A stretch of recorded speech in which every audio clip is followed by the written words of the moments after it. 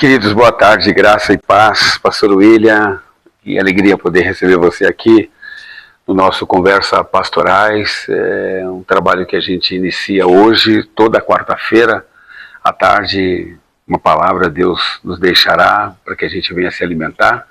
Ontem foi terça-feira, tivemos o discipulado.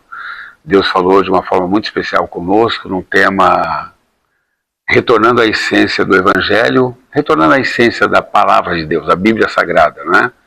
E hoje Deus, ele vem com um tema especial para falar conosco de maneira muito especial. Quero orar com você. Deus, nós te louvamos pela tua grandeza, amor, fidelidade. Pedimos ao Senhor que ministre o nosso coração de maneira que nós vamos sair daqui restaurados pela tua boa palavra. Deus, fala com o ouvinte que vai assistir esta ministração agora à tarde, à noite, de manhã, de maneira que ele possa ser alimentado por aquilo que o Senhor tem preparado para nos entregar. Nós te louvamos, te agradecemos o nome poderoso do Senhor Jesus de Nazaré.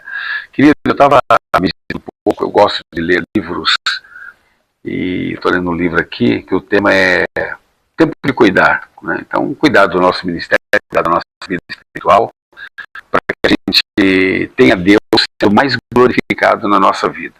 E hoje eu quero falar com você um pouquinho sobre o Deus que é glorificado quando nós estamos satisfeitos nele. Ou seja, está satisfeito em Deus, ele vai ser mais glorificado na sua vida. Está menos satisfeito em Deus, ele será menos glorificado na sua vida.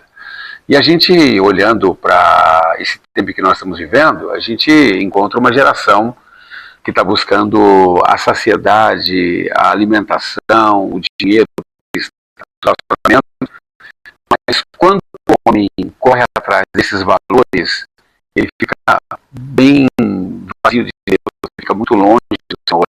E a grande verdade é que o Evangelho, ele mostra que nós não fomos criados apenas para glorificar o Senhor. Deus quer que nós nos relacionamos com Ele. Ele quer que nós tenhamos prazer nele. E quando Deus deixa de ser o meio e passa a ser o nosso fim, algo muda dentro de nós e a nossa fé, então, deixa de ser uma obrigação, nossa adoração se individual, e a nossa vida passa a glória de Deus de uma forma natural, porque agora o relacionamento é verdadeiro entre pai e entre filho.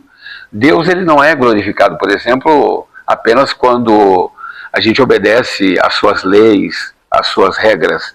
Deus, ele é glorificado quando nós o desejamos, queremos nos relacionar com ele. E tem um texto que eu gosto muito, que é o Salmo 37,4, que diz assim: deleita-te também no Senhor, e ele concederá o desejo do seu coração. Presta atenção, você está deleitando. Deleitar significa você se derramar nele. Então, não é um relacionamento de longe, mas é um relacionamento de perto. Você não se derrama em algo que está longe, você se derrama em algo que está perto. E tem uma base sólida para explicar esse relacionamento, que está lá em Salmo 16, o verso 11. Deus, ele é a nossa maior satisfação. Na tua presença, a plenitude de alegria, e a tua direita, há delícias perpetualmente. Ou seja, fora de Deus, há prazer sim, mas eles são momentâneos, eles são passageiros. Mas em Deus, a nossa plenitude, o nosso gozo, ele é, sabe, abundante. A gente tem o prazer, o sentimento de poder ter essa complexidade de um Deus que nós não conseguimos ver, mas parece que ele está enxertado dentro de nós por causa dessa ideia do perpetuar, de você se derramar, de você ter essa plenitude do relacionamento que você tem com o Senhor, o nosso Deus e o nosso Salvador.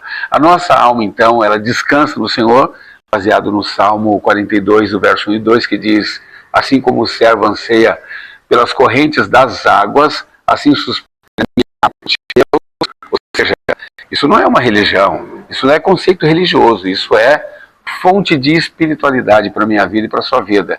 E nada se compara com Deus. Filipenses 3, o verso 8, considero tudo como perda, por causa da sublimidade do conhecimento de Cristo Jesus, o meu Senhor, e consequentemente o meu Salvador. Ou seja, quem experimenta de Deus, ele perde o gosto pelas coisas da terra, e ele agora começa a ter esse relacionamento íntimo com as coisas que elas são do céu. e Deus então ele começa a ser glorificado na minha vida, na tua vida, quando ele passa a ser verdadeiramente o tesouro da nossa vida.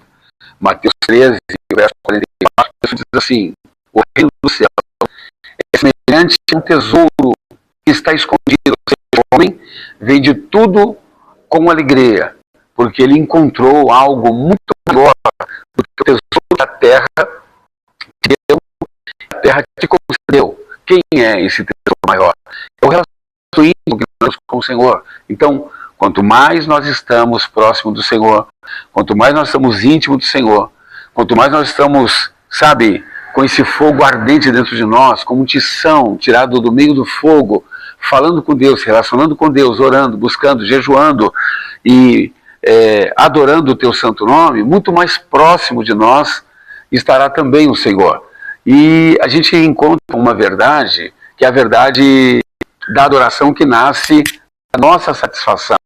João 4, o verso 23, verdadeiros adoradores adorarão o Pai em espírito e em verdade. Ou seja, não é uma performance, mas é o prazer de se entregar para o Senhor, porque Ele é a fonte inesgotável, que alimenta a minha vida, alimenta a sua vida, é combustível para a gente poder continuar, e a gente então vai vendo que sem a presença do Senhor não dá para a gente poder viver. Por isso, nessa tarde de quarta-feira, o Senhor está te chamando para você se relacionar com Ele, porque quanto mais próximo do Senhor, mais Ele vai ser glorificado na sua vida, e mais longe de Deus a gente vai ter a presença dEle bem mais distante da nossa vida também. E eu acho que é interessante a gente levar como consideração ferramentas que dão essa sustentabilidade para a gente poder crer naquilo que eu estou te falando.